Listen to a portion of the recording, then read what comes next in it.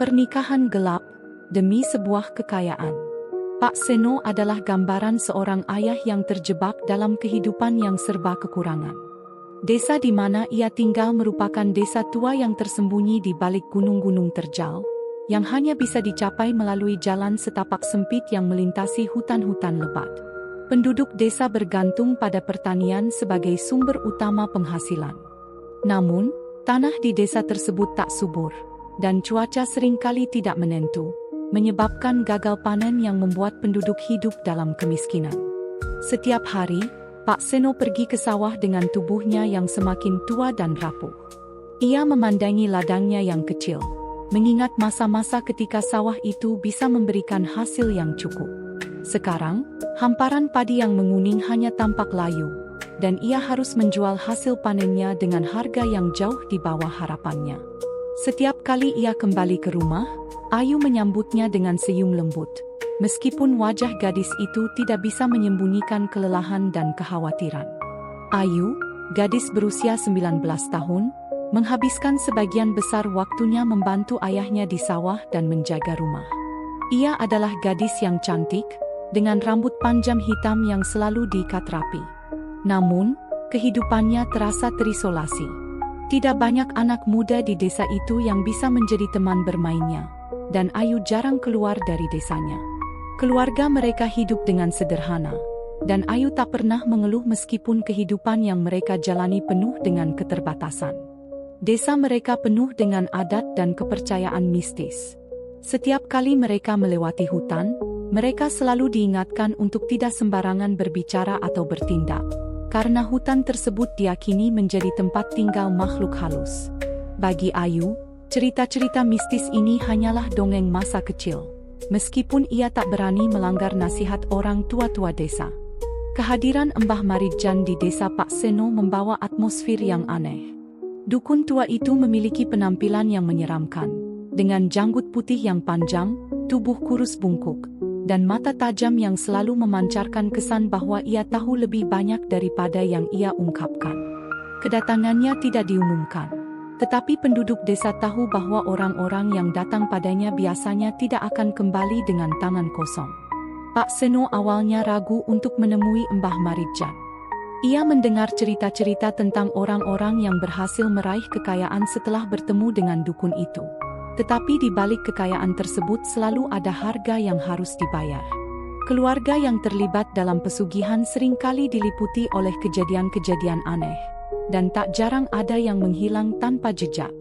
Namun, rasa putus asa Pak Seno semakin dalam. Suatu sore, saat berjalan di pasar desa, ia mendengar bisikan dari beberapa penduduk desa yang bercerita tentang seseorang yang tiba-tiba kaya raya setelah bertemu Mbah Maridjan. Kisah-kisah seperti ini semakin membuat hatinya tergerak, hingga akhirnya ia mengambil keputusan untuk menemui dukun tersebut. Dalam pertemuan di rumah Mbah Maridjan yang gelap dan penuh asap dupa, Pak Seno mendengarkan tawaran dukun itu. Setelah pertemuan tersebut, mimpi buruk Ayu menjadi semakin jelas. Ia bermimpi berada di sebuah hutan yang gelap, dikelilingi oleh suara-suara aneh. Di sana, ia melihat bayangan seorang pria berwajah asing, tapi dalam mimpinya, ia merasakan ketertarikan aneh padanya. Setiap kali ia terbangun, tubuhnya terasa dingin, dan keringat membasahi seluruh tubuhnya.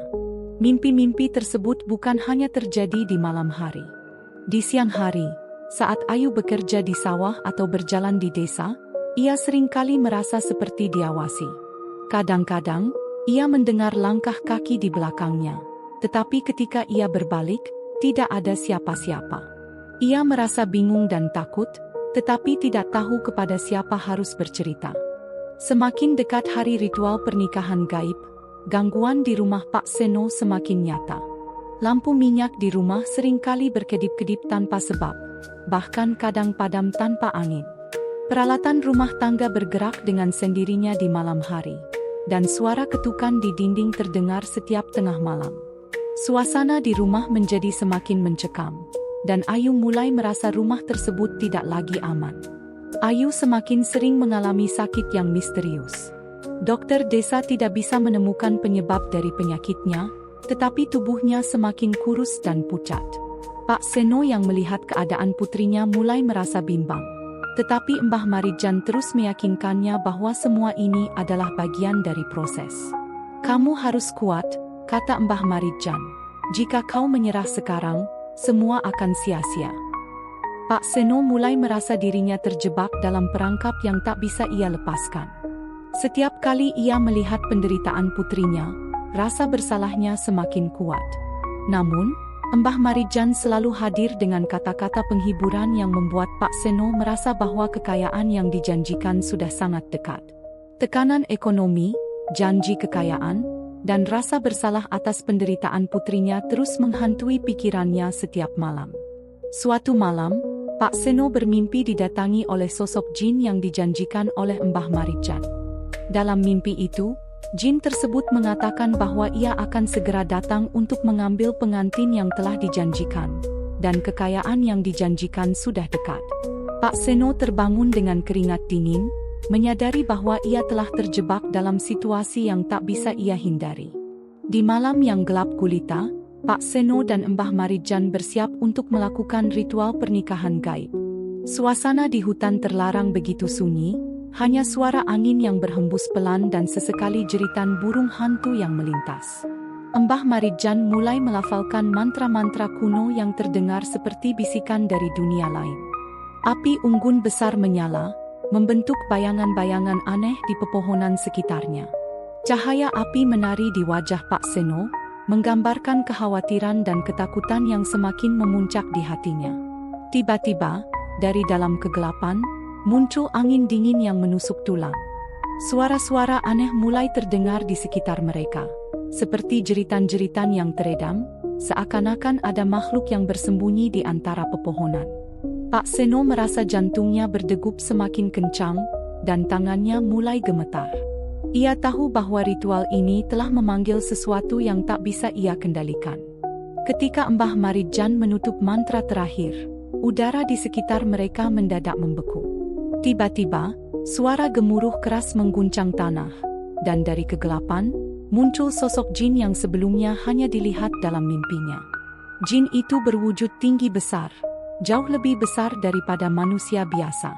Tubuhnya berwarna hitam pekat, seperti asap yang menggumpal, dengan mata merah menyala yang menatap langsung ke arah Pak Seno dan Mbah Marijan. Wajahnya menyerupai manusia, tapi tidak sempurna. Terdistorsi dengan mulut besar dan gigi-gigi tajam yang terlihat saat ia tersenyum menyeringai. Aku datang untuk pengantin yang dijanjikan. Suara jin itu bergaung, terdengar seperti gemuruh petir. Suaranya memenuhi udara, membuat jantung Pak Seno hampir berhenti. Di rumah, Ayu yang sedang tertidur tiba-tiba terbangun dengan teriakan keras. Tubuhnya terasa berat, dan ia merasakan ada sesuatu yang mencoba menguasai dirinya. Tiba-tiba, ia mendapati dirinya berdiri tanpa sadar, seolah ada kekuatan yang menariknya keluar rumah. Saat ia berjalan perlahan menuju hutan, matanya mulai berubah, putih seluruhnya, tanpa pupil. Di dalam pikirannya, ia melihat sosok jin itu, menunggu di altar ritual. Ketika Ayu tiba di tempat ritual, ia tidak lagi sepenuhnya sadar. Jin itu mendekatinya, dan dengan gerakan cepat, ia melilit tubuh Ayu dengan asap hitam pekat yang keluar dari tubuhnya. Ayu mengeluarkan jeritan yang menyayat hati, tetapi suaranya tenggelam dalam gaung mantra yang masih terdengar di udara. Pak Seno hanya bisa menatap dengan ngeri saat putrinya diambil oleh jin itu, tubuhnya semakin terbungkus oleh kegelapan. Pak Seno merasakan ketakutan yang tak pernah ia bayangkan sebelumnya. Di hadapannya, putrinya terjebak dalam pelukan makhluk kegelapan. Ayu berjuang, tetapi tak ada yang bisa ia lakukan. Suara jeritannya memecah kesunyian hutan, membuat hati siapapun yang mendengarnya akan remuk. Pak Seno jatuh berlutut, memohon kepada Mbah Marijan untuk menghentikan ritual ini. Namun, Mbah Marijan hanya tertawa pelan. Suara tawanya semakin mengerikan ketika diiringi oleh gemuruh jin yang tampak puas dengan pengorbanan tersebut. Kau sudah terlalu jauh, Pak Seno, kata Mbah Marijan sambil memandang sinis. Ini tak bisa dihentikan. Saat Ayu semakin terseret ke dalam dimensi kegelapan yang ditawarkan jin itu, tubuhnya mulai melayang di udara. Bayang-bayang jin semakin menutupi seluruh tubuh Ayu, dan pakaiannya mulai berubah menjadi kain hitam tipis yang berkilauan dalam cahaya api. Tangisan Ayu terdengar jauh di dalam pikiran Pak Seno, menghantuinya, membuatnya merasa bahwa ini adalah kesalahan terbesar yang pernah ia lakukan. Tiba-tiba, angin kencang menerjang, memadamkan api unggun. Segalanya menjadi gelap gulita. Pak Seno merasakan hawa dingin yang menyelimuti seluruh tubuhnya. Mbah Marijan tampak panik. Ia mencoba memanggil kembali kekuatan yang ia percaya bisa mengontrol jin itu, tapi kekuatan gaib telah lepas kendali. Jin tersebut mulai mengamuk. Tidak hanya ingin Ayu, tapi juga seluruh jiwa yang ada di tempat itu. Langit di atas mereka berwarna merah darah, dan suara gemuruh dari bumi seakan-akan datang dari neraka. Tanah di sekitar mereka retak, dan dari dalam retakan-retakan itu, muncul tangan-tangan hitam yang tampak seperti meraih ke arah mereka, mencoba menarik siapa saja yang berada di sana. Pak Seno berusaha melawan, tapi ia tahu tidak ada cara mundur.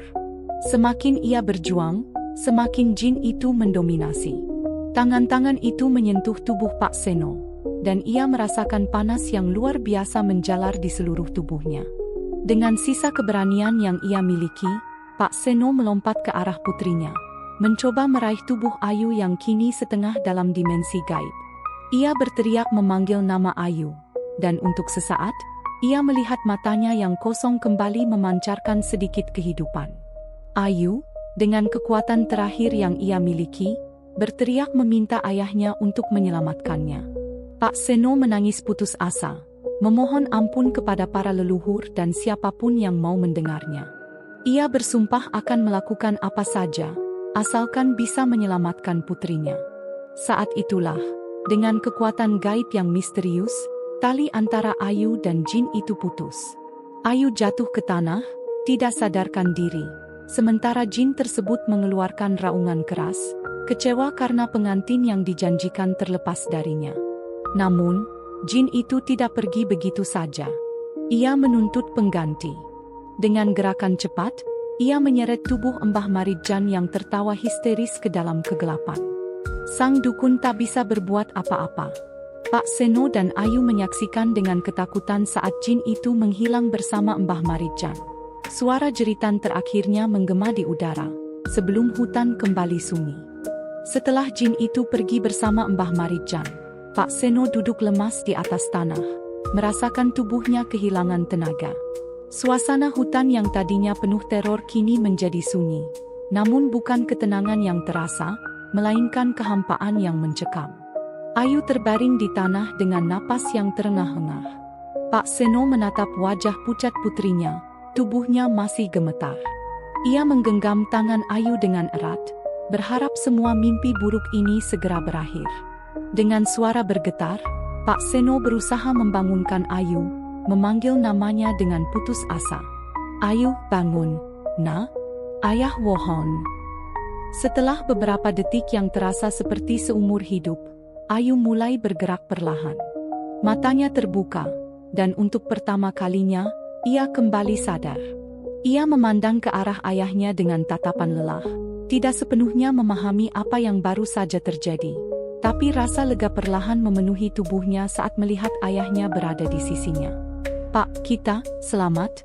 tanya Ayu dengan suara serak. Meski dalam hatinya masih ada bayangan menakutkan dari sosok jin yang mencoba mengambil alih hidupnya. Pak Seno hanya bisa mengangguk, air mata menetes di pipinya. Ia merasa bersyukur, namun rasa bersalah mulai menyeruak di hatinya.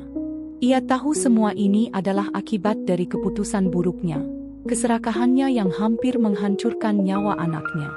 Mereka berdua perlahan bangkit, tubuh lemah mereka seolah tak mampu lagi berdiri. Namun, mereka tahu mereka harus meninggalkan hutan terkutuk itu sebelum kekuatan gaib lainnya muncul. Pak Seno dan Ayu berjalan tertatih-tatih kembali ke desa. Jalanan gelap menyambut mereka dengan sunyi, seperti desa telah tidur lelap, tak menyadari bencana yang baru saja terjadi. Namun bagi Pak Seno, setiap langkah menuju rumah adalah pengingat akan dosa yang telah ia lakukan. Saat mereka tiba di rumah, Ayu segera pingsan lagi di tempat tidurnya, kelelahan akibat perjuangan fisik dan mentalnya. Pak Seno duduk di sampingnya, menatap putrinya dengan air mata yang tak bisa dibendung. Pikirannya dipenuhi rasa penyesalan yang dalam. Bagaimana mungkin ia hampir kehilangan anaknya karena keserakahan yang buta? Namun, ada sesuatu yang lain, sebuah pertanyaan yang tidak bisa ia abaikan. Apakah jin itu benar-benar sudah pergi untuk selamanya? Atau apakah kekuatan gaib itu masih mengintai, menunggu untuk kembali menuntut pengorbanan yang tertunda? Hari-hari berlalu dengan cepat, namun ketenangan yang dulu ada di rumah mereka tak pernah kembali. Ayu mulai pulih secara fisik, tetapi bekas luka emosional akibat peristiwa itu tak pernah benar-benar sembuh. Malam-malam Ayu dipenuhi mimpi buruk, mimpi tentang tangan-tangan hitam yang menariknya kembali ke dunia gaib, dan sosok jin yang terus memanggilnya. Setiap kali ia terbangun, Ayu selalu melihat wajah ayahnya di dekatnya, penuh penyesalan dan rasa bersalah. Pak Seno sendiri hidup dalam ketakutan. Ia tahu bahwa meski jin itu telah pergi, bayang-bayang dosa masih membuntutinya. Warga desa mulai berbisik-bisik tentang dirinya. Ada yang merasakan sesuatu yang aneh ketika mereka melintas di dekat rumahnya. Ada yang mendengar suara-suara aneh di malam hari. Pak Seno mulai menyadari bahwa dampak dari keputusannya mungkin lebih besar dari yang ia kira. Merasa tak ada lagi jalan lain, Pak Seno akhirnya memutuskan untuk menemui sesepuh desa, Ki Surya, seorang tokoh yang dikenal memiliki pengetahuan mendalam tentang dunia gaib. Dengan wajah penuh keputusasaan, Pak Seno menceritakan semuanya, tentang perjanjian dengan jin, pengorbanan yang hampir terjadi, dan nasib buruk yang ia yakini masih mengintai keluarganya. Ki Surya mendengarkan dengan seksama, tatapannya serius. Setelah Pak Seno selesai, Ki Surya hanya diam sejenak sebelum akhirnya berbicara. Pak Seno, jalan yang kau tempuh telah membuka pintu antara dunia kita dan dunia mereka. Menutup pintu itu takkan mudah, tapi bukan berarti mustahil. Namun ingat, setiap dosa harus ditebus, dan tebusan untuk dosa yang melibatkan kekuatan gaib jauh lebih berat. Ki Surya kemudian memberikan Pak Seno sebuah petunjuk. Untuk mengakhiri kutukan dan menghapus bayang-bayang jin dari keluarganya, Pak Seno harus menjalani ritual penyucian yang memakan waktu berhari-hari, tanpa makan dan hanya minum air dari mata air suci. Pak Seno menyadari bahwa ini adalah kesempatan terakhirnya untuk menebus kesalahannya, dan tanpa ragu, ia setuju. Ritual penyucian itu berlangsung dalam diam, penuh dengan renungan bagi Pak Seno. Setiap malam, ia memohon ampunan pada Tuhan dan berdoa agar Ayu terlepas dari cengkeraman gaib yang pernah hampir membawanya. Hari demi hari ia jalani dengan penuh pengorbanan, tubuhnya melemah namun semangatnya tak goyah. Ia tahu bahwa ini adalah harga yang harus ia bayar untuk mendapatkan kembali kedamaian bagi keluarganya. Ketika ritual itu selesai, Ki Surya memberitahu Pak Seno bahwa meskipun kutukan jin telah dihapuskan, ia harus hidup dengan penyesalan selamanya. Ia diingatkan bahwa manusia tidak boleh bermain-main dengan kekuatan yang tidak mereka pahami, karena sekali saja terjerumus, jalan keluar selalu dipenuhi pengorbanan besar. Setelah penyucian selesai, kehidupan Pak Seno dan Ayu mulai berangsur-angsur kembali normal, meskipun bayangan masa lalu tetap membayangi. Ayu mencoba melanjutkan hidupnya, sementara Pak Seno memilih untuk hidup lebih sederhana dan jauh dari ambisi kekayaan yang dulu membutakan matanya. Desa itu kembali tenang, tetapi Pak Seno dan keluarganya tahu bahwa mereka tidak akan pernah benar-benar melupakan apa yang telah terjadi. Pesan moral dari cerita ini begitu jelas. Kekayaan yang diperoleh melalui cara-cara mistis dan penuh tipu daya akan selalu membawa penderitaan. Tidak ada jalan pintas yang benar dalam hidup, dan setiap dosa yang dilakukan akan menuntut balasan. Santet dan pesugihan bukanlah solusi bagi kesulitan hidup. Mereka hanya akan membawa lebih banyak kesengsaraan.